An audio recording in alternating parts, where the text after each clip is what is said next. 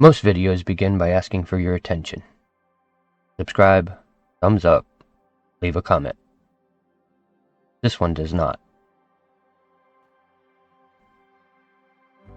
It waits, because what you are about to see cannot be rushed, and it does not improve when shortened. This is the story of when I went into the forest and built a fairy tale cottage with nothing more than a knife, an axe, and a folding saw.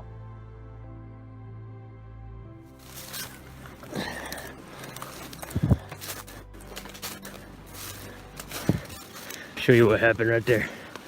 I was trying to make sure this support log just holding the frame up would reach down here to this log. Whoop.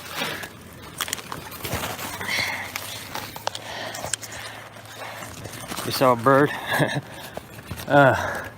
I was trying to make sure that support beam will reach down here to this log since it's downhill. I needed to wedge that support beam up against something. I didn't know if it was long enough there at first, but that worked out. So now we try to set this thing up without it tilting over on us.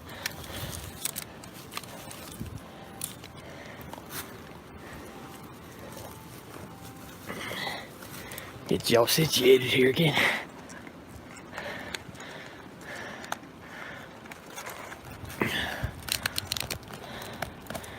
Alright, let's see if this works. I did it all, log by log, stone by stone, live, unedited. And in that time, something else was built as well. Here's our next feature. That's semi close to camp, just a little brisk walk back here.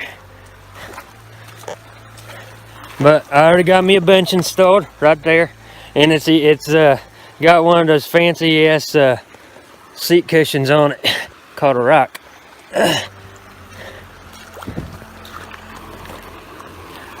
Check this out.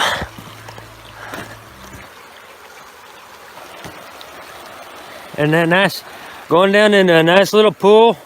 That's about maybe 3 foot deep there in the center. So that would be really nice to have access to in the summertime, just to come down here and cool off. Also makes for a great photo op and a live stream. Got ridges all the way around me. Ain't nobody can see shit down here. I'm on skinny dipping in that thing. Y'all ever see wood grain like that?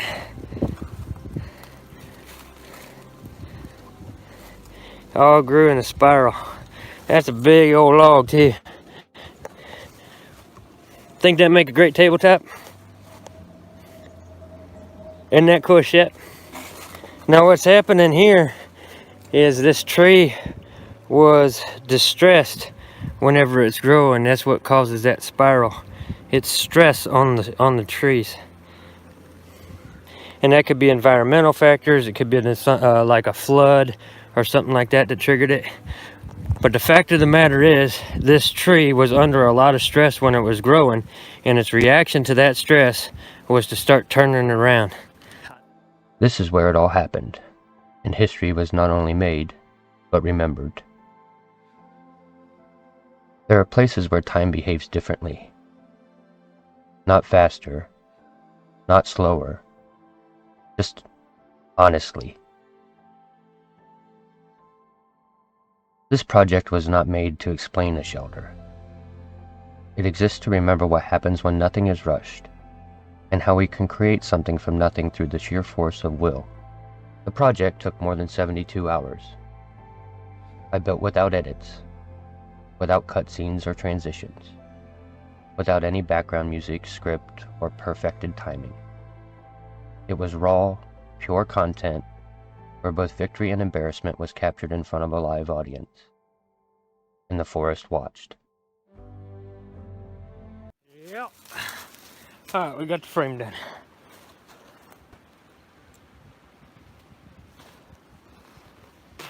What do y'all think of the new location for year 2 of the Huntsman series? This getting you guys excited about it? But that's our build, and that's what we wanted to get done for the day. We have a stone foundation going all the way around the bottom. We have good solid diameter dead standing logs. We have the hook that we can whittle out our light hook from. We have this back here. The tree actually extends out right there and helps hold that rear support beam. So we got a lot of good structural integrity on the south side of it, but on the north side of it, we have a straight drop off down to the creek. So I went ahead and I put the log in and I put all of that stone in to help support this, because if that falls off, the whole structure tumbles down the hill.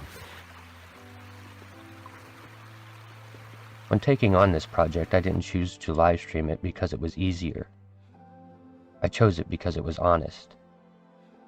No cuts to hide fatigue, no music to disguise repetition, no narration to explain away silence. In the live bushcraft build series, time was allowed to behave like time. Slow, stubborn, unimpressed by intentions. This was not a survival challenge. This was a commitment to remain present until the work was done. Day after day, I did it. In all sorts of weather, covered in mud, water, and blood. And the viewers were all right there with me, interacting with the content in real time.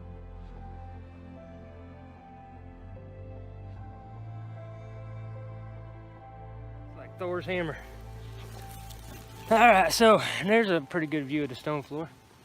Again, we got some small stones down there that we can use to fill in, like this bigger section here.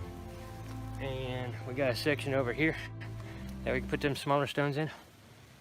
And then other than that, and putting a larger stone here in this one corner, it's just filling in all of these cracks with light blue, powder blue shale, so we get that blue in there. And we have sort of a mosaic floor inside the shelter.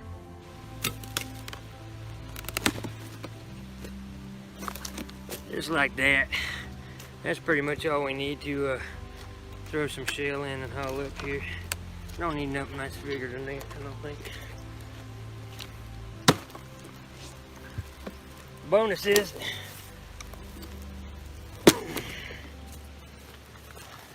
that's a little bit better. Bonus is this is a red oak, so even rotted out, she's still got a little stability to her. Yeah, that's all we need to haul up some stone, right? Just like that. Use it as a basket.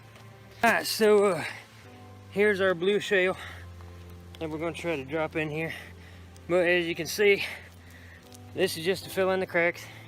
We have this big chunk here we're going to try to break up with the old magical axe and see if we can drop it down into the cracks rather than hauling the gravel up here basket by basket. So we'll try this out first.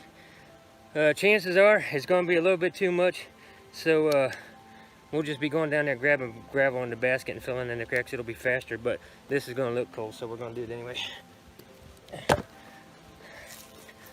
You see that contrast there between the dark stone that I pulled out of the forest floor and the blue shale? That's why I want to have this blue shale in the cracks. It's going to light up this floor. And then whenever I have my LED light up there, as I was saying at the beginning of the stream, that LED is going to reflect off of this blue shale and the floor is going to glow. So I get light from two sources, one light.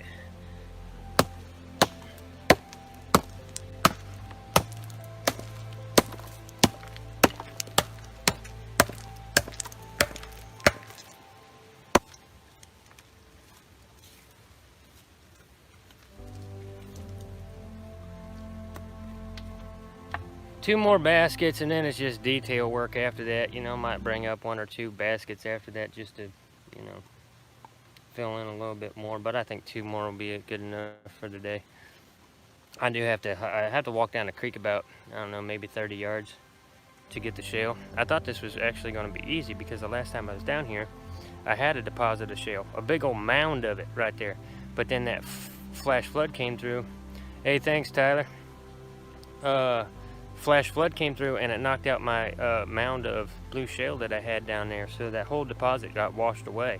So now I'm having to hike down the creek to find more blue shale to fill in these cracks.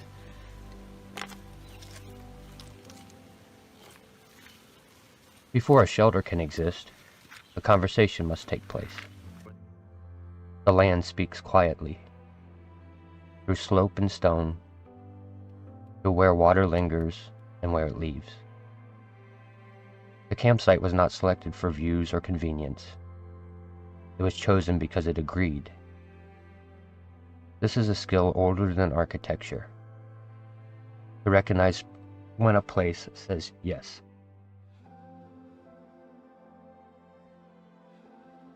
Stone does not care about plans.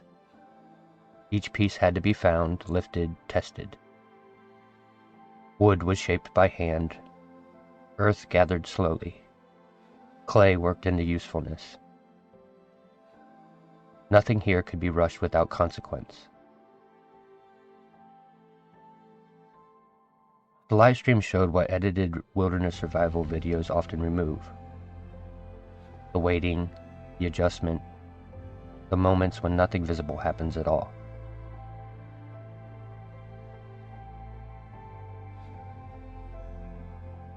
The stone floor marked a threshold.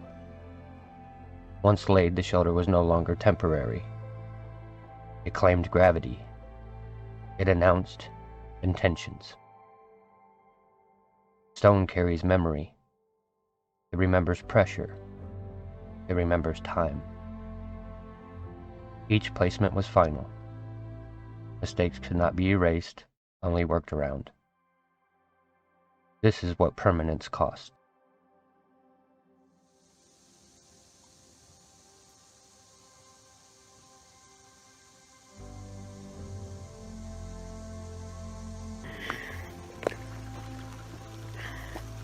We can get a little bit different perspective of the shelter from down here. And you can see how close it is to the edge of the bank. So by the time we get that all done, it's going to be covered in clay, and then we'll have bark and a grass roof on it. It's going to be a tank. It's going to be a heavy ass structure.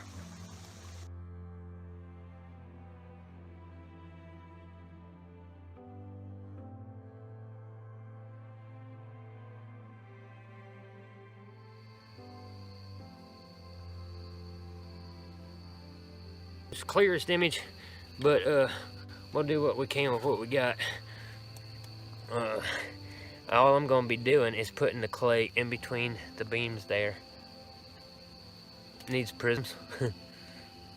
We're going to be putting the chinking in between the beams there and getting that sealed up and then encrusting it with clay. So that's all I'm doing. It's nothing big and fancy than that, really. So I'm just going to start doing that. This has a little bit more water in it than I'd like. I wish it was thicker, but like I said, it rained and this just came out wet as hell. I don't even know. Thanks to yours.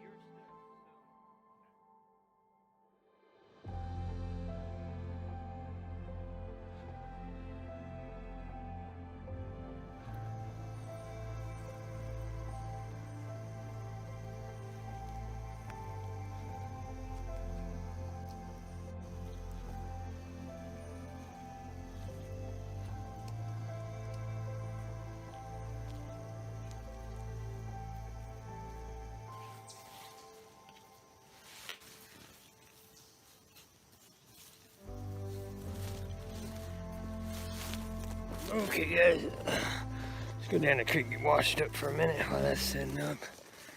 Yeah, that last bit didn't have a lot of tack to it, like it wasn't sticky whenever I was smearing it on there, so I think it was because I didn't let the water soak in or I didn't mix it up enough, kind of need it. I mean, you need it like bread dough, really. Get it to the right consistency and then slap it on there. You just get washed up real quick. Time for a break. 1 second. Try not to let you guys fall over. All tilted and shit. There we go.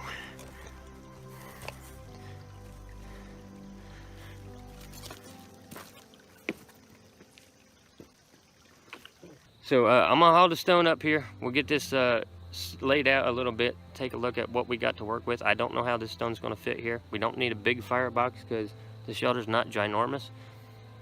But we do need to get it up, so let's get to work. We're going to talk about this one more time. I talked about this on my last live stream, and I get heat for this topic, but we're going to do it right here at the fireplace. The way a fireplace works is the heat rises. So you got your firebox, and you got concentrated heat inside that firebox.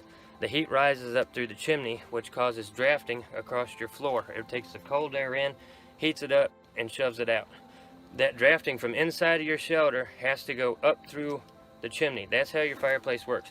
So you don't need outside ventilation for your fireplace. It's going to pull the air from your shelter into the pit and then shoot it up through the chimney. So the cold air is getting shot out of your shelter. That's why you do the fireplace instead of just an open fire.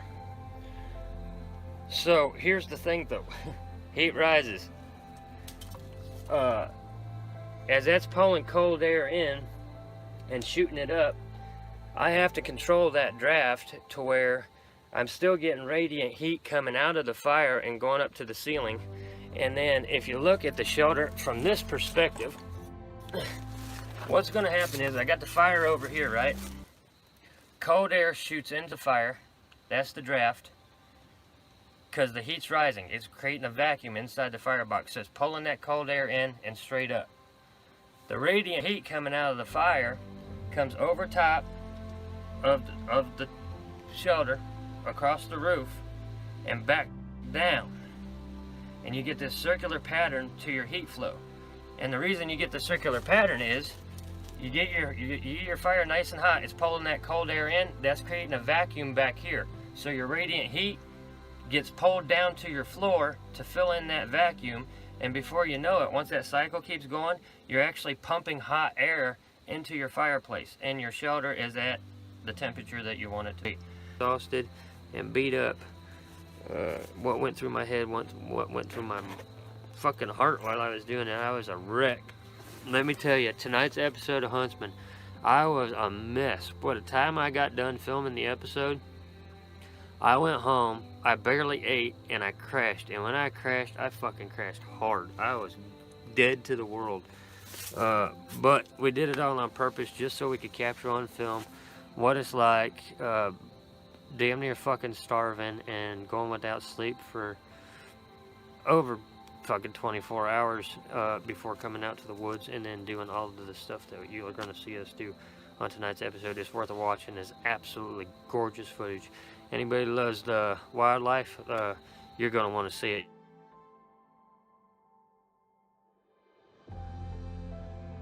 The walls rose as weather shifted. Wind tested gaps. Rain revealed flaws. The livestream did not pause for comfort. Cold hands continued. Fatigue became visible. Viewers watched in real time as endurance replaced enthusiasm, and something quieter took over.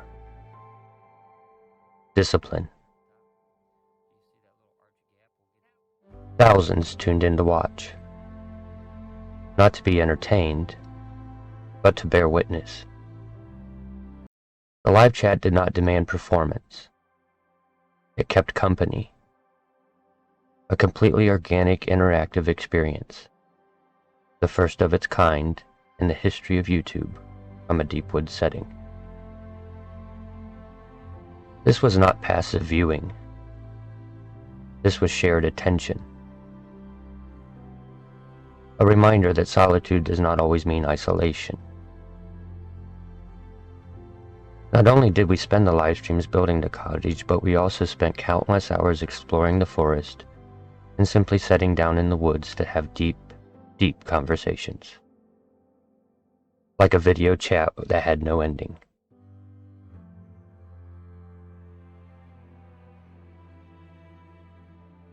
The shelter stands. Stone floor, solid walls, a place that could endure seasons. But the structure is only part of the record. What was truly built was proof that patience still functions, that craft still teaches, that meaning can be assembled without spectacle. The live bushcraft build series does not ask to be binged. It asks to be accompanied. It reminds us that most of life happens at the pace we avoid, and that something essential returns when we stop editing ourselves. This was not content. It was time. And pure, unedited life left intact.